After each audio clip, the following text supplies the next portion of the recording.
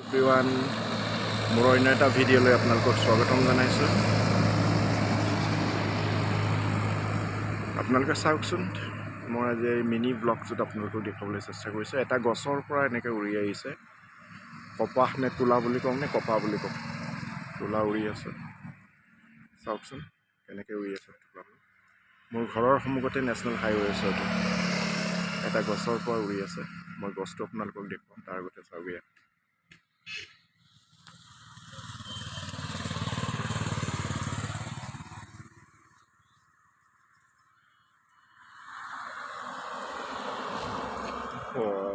উৰি আছে চাওক।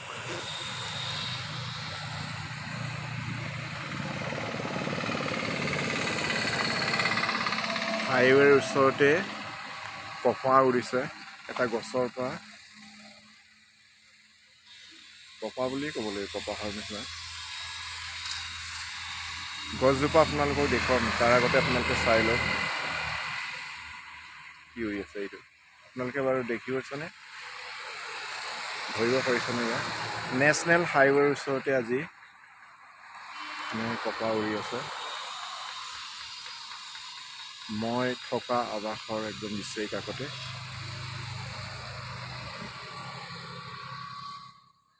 চাওকচোন, পুৰা বগা কৰি পেলালে তলত মনি কৰি, এতিয়া উৰি আছে। এইয়া পখিলা উৰা দি উৰিছে কপাহ। এটা গছৰ পৰা উৰি আছে একচুৱেলি। গছজোপা আপোনালোকক দেখুৱাম, দেখিব পাৰিছেনে? আপোনালোকে ধৰিব পাৰিছে? এইটো চাওক, বৰফ পৰা দি পৰি আছে কপাহ। এয়া চাওক,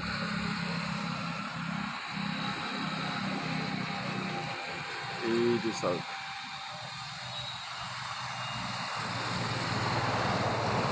উৰি আছে, বাপৰে ইমানেই উৰি আছে।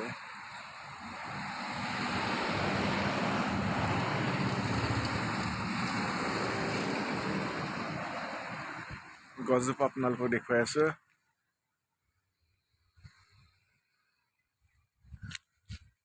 আৰু গছজোপা হৈছে এইটো।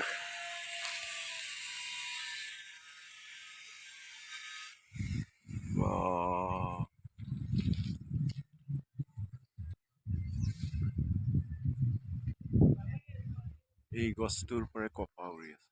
গছৰ ফুল কি বুলি ক'ব লাগিব, কপাহ নে ফুল? কমেণ্ট কৰি জনাবচোন, এয়া কি গছ হয়।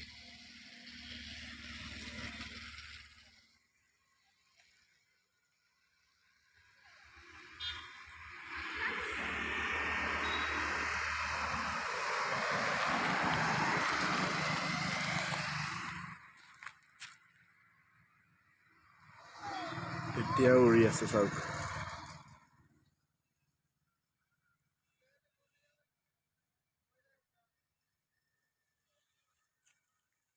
বেছিকে উৰিছে এতিয়া।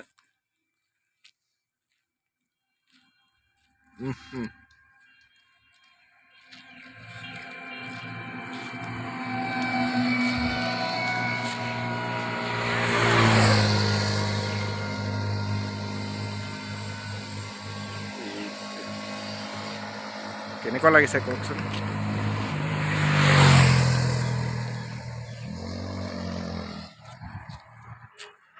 এইফালে চাওক, উৰি আছে।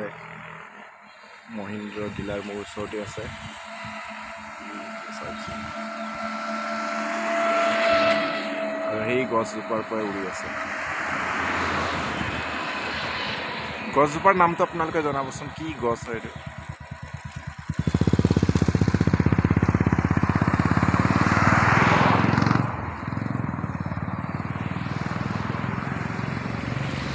এই গছজোপাৰ নামটো আপোনালোকে জনাওক কমেণ্টত। ভিডিঅ'টো যদি ভাল লাগিল তেতিয়াহ'লে লাইক, শ্বেয়াৰ, কমেণ্ট আৰু ছাবস্ক্ৰাইব কৰি দিব। ধন্যবাদ।